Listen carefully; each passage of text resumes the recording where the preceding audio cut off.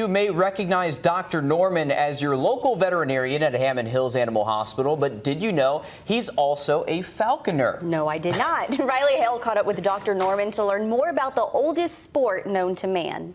Come here, bud. It's all right. Come here. He said, I'm very excited. That's how I roll. Dr. Norman and his red-tailed hawk named Arax are off on a hunt. This method of hunting is known as falconry, the use of birds of prey to capture game. What's usually a loud forest of barking squirrels is now a quiet setting once Arax arrives. Falconer and bird must work together for a successful hunt. What this bird is going to do is follow us through the woods as we shake vines, as we make noise, and see if we can get a squirrel moving.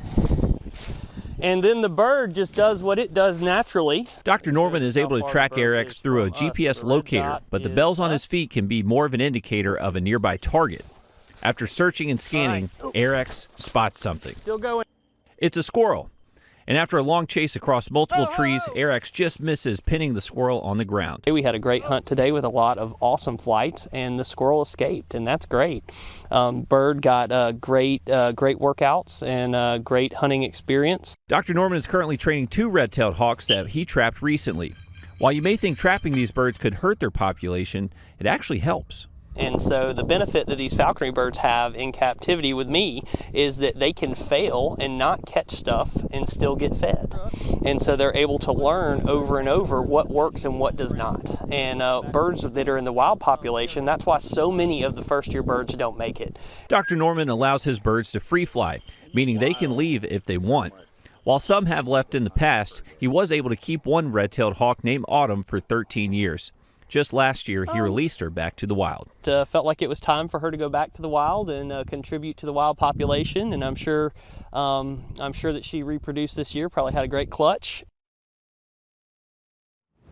I learned something. Yeah, I learned something. That's pretty cool, Riley. That's a beautiful bird too, as well. It was so cool just to see Dr. Norman work with both of those birds, which are relatively young, so still needing a little bit more training than last time I went with him. He had Autumn, which was a seasoned veteran hunter, and so it was really cool to see the new birds, see how they interact, and I mean, it's just the most natural, primal setting you can think of. I mean, the bird's just doing what it does naturally. You're following along, and it's just really cool to see that relationship. And it's a cool title to have too, a falconer. Oh yeah, I was gonna Can't say, beat that. if someone comes up and they say, I'm a falconer. That's pretty cool. That is pretty awesome. Well, Riley, thanks for sharing that. And then you can become a master falconer once you you do go. it long enough. So that's really cool. Adding to